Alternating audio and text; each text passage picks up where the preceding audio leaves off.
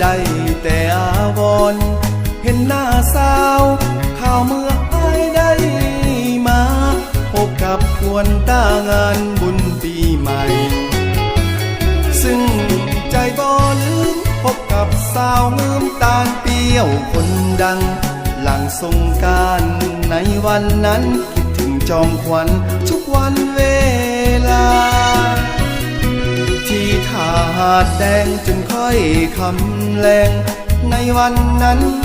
สองเฮาลำวงเกี่ยวกันผูกพักสัมพันธ์น้องจำได้บ่น้องเคยบอกอ้ายท้ายเดือน11ที่เฝ้ามาขออ้ายเตรียมจิตเฝ้ารอว่าจะมาขอตามประเพณีอ้ายห้องเพลงเกี่ยวสาวตาลเปรี้ยว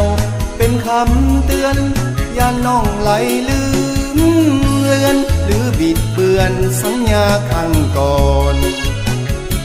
วอนสาวตาลเปรี้ยวให้มีใจเดียวดังงึมทาลาให้สมดังวาจา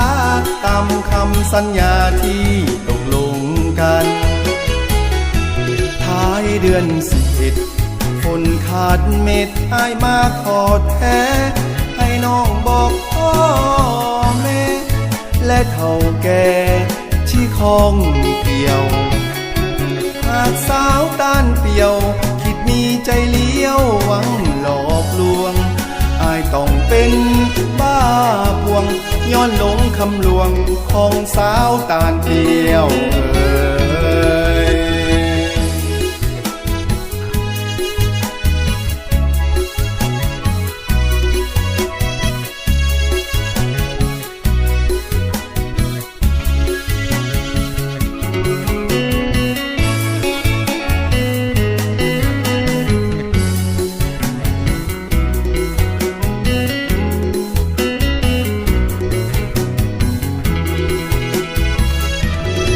ห้องเพลงเกี่ยวสาวตาลเปรี้ยว